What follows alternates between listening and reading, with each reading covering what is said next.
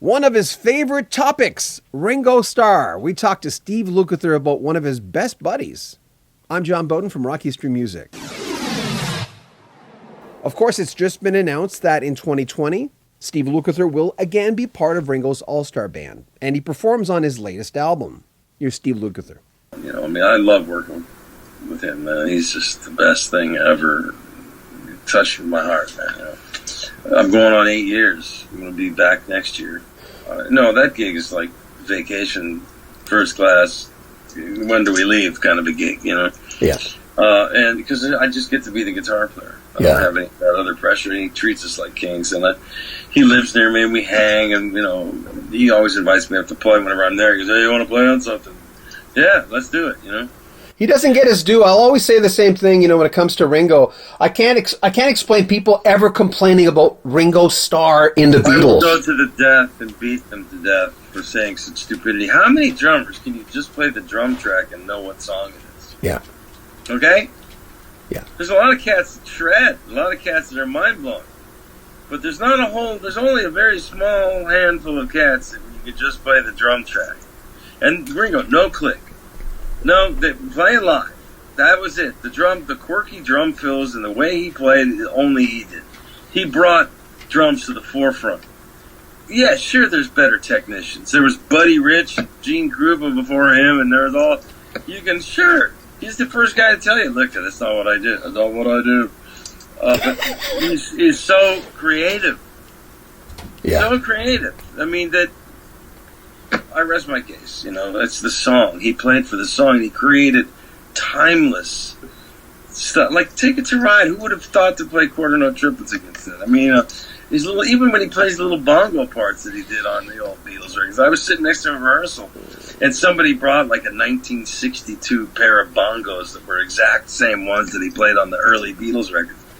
And he started playing some of the stuff, and we just started sitting around, Greg Bissonette is the biggest Beatle fan that there is, and I thought I was, but forget it. He's over the top.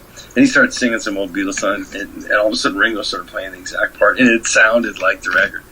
That's the thing. It's like people can play the same notes as somebody else, even on the same guitar. You can play Eddie Van Halen's guitar, you're not going to sound like Eddie Van Halen. You're going to sound like you playing a guitar. The magic is all here and here. It's not the bongos, it's the guy playing it. And just the touch, and it just had a thing in the room. We all just went, ooh, got goosebumps. Yeah. Simplest little dumb, but he did it, and it has this real flavor. And he's just the real thing. And as a human being, I don't think I've met a finer human. He's hard day's night funny. He's most well-read, intelligent person. He can talk on any subject. He's relaxed. He's spiritual. He's fun. His vibe is just, there's just a calm around it because there's nothing that bothers the cat. He's like, why do you let that bother you?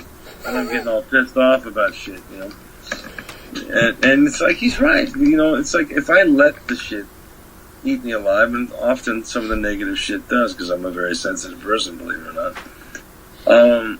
It does eat me alive, and it does upset me. And now that the negative cycle is over, and I accept defeat and go, okay, it is what it is.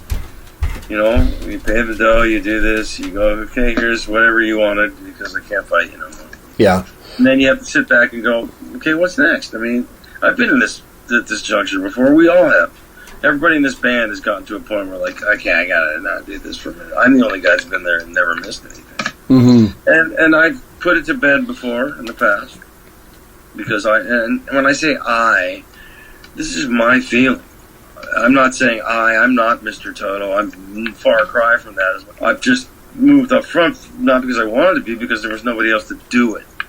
And this is my life's work, my passion. It's everything to me, Yeah, sure, we all do different things, but there's something about this, man. I wanted to be in this band from the moment I got to play in January '77.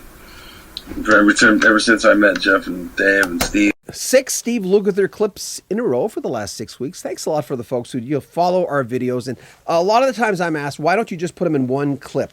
We have noticed now with the clips that we put out, sometimes if they're over 6 minutes long, some people like to tune out at around 4 minutes. And throughout the years, and we've been doing this for a few years now, we see that the real rock fans, and you may be one of those, the guys who just love these artists, will watch the whole video no matter who they are, or especially for the people they love. That is not the majority, however, and that's why I cut these interviews into several pieces. Trust me, it does better for us when we do that. And I'm not saying the real rockers don't have attention spans, they really do. But there are some fair weather music fans out there who might watch a minute or two of an interview. So it's advantageous for us to clip them, to cut them up into clear sound bites. The title will tell you what you're going to hear. And remember, support us by buying one of our t-shirts. We really appreciate that. And subscribe to our channel. Share our videos and comment on them as well. We always look at the comments, every single one of them.